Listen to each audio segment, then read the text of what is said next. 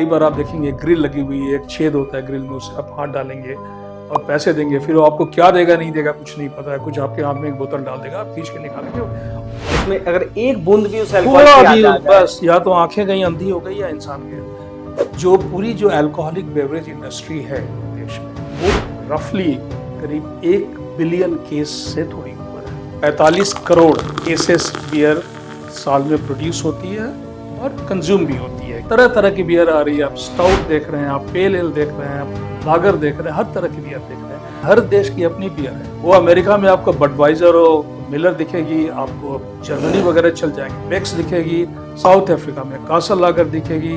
European beer जो होती है उसको अमेरिकन जब पीना चाहते हैं उनको लगता है ये तो बहुत ज्यादा भारी बियर है, और वही जब जर्मन एक पीना चाहता है अमेरिकन बियर को, कहता है पानी है। तो बियर की कहानी 12,000 साल पुरानी है। अगर आपने एक स्कॉच खरीदनी है, वो आपको कम से कम 20 से 22 पाउंड होगी।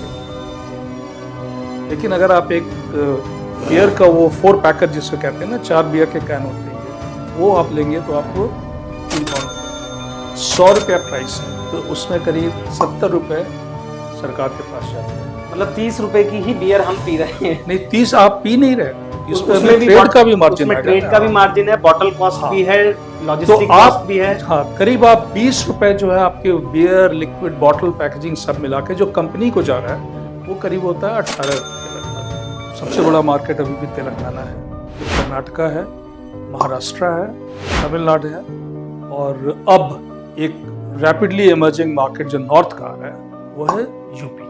जब हम लोग अपनी 20s में थे तो हमेशा से देखते थे कि एक बस शराब का ठेका मिल जाए या एक बियर की शॉप मिल जाए और आप करोड़पति बन जाएंगे। वो रास्ता हमेशा से नजर आता था। लेकिन क्या वाकई में इतना ल्यूक्रेटिव बिजनेस है? तो कितना ल्यूक्रेटिव है तो डिपेंड करता है आप कहाँ पे हैं, किस स्टेट में है, क्या पॉलिसी क्या है स्टेट के लाइसेंस देने की, और आपने कितने पे बिड किया है। हमने बीच में एक दिल्ली में छोटी पॉलिसी आई थी बीच में जो अब विड्रॉ हो चुकी है, उसमें हम लोगों ने देखा, लोगों ने बिड किए बहुत हाई अमाउंट और बाद में कहा हमसे नहीं हो गई। कोविड में क्या हुआ उस सिचुएशन में, पंजाब पहली स्टेट थी मुझे याद है जिसमें पंजाब गवर्नमेंट ने एसेंशियल कमोडिटी डिक्लेयर कर दिया अल्कोहल को कि दुकानें खुल सकें। फिर दिल्ली ने भी कहा कि अगर अल्कोहल की दुकानें नहीं खुलती तो फिर यहाँ आप सैलरी नहीं दे सकते एम्प्लॉइज़ को।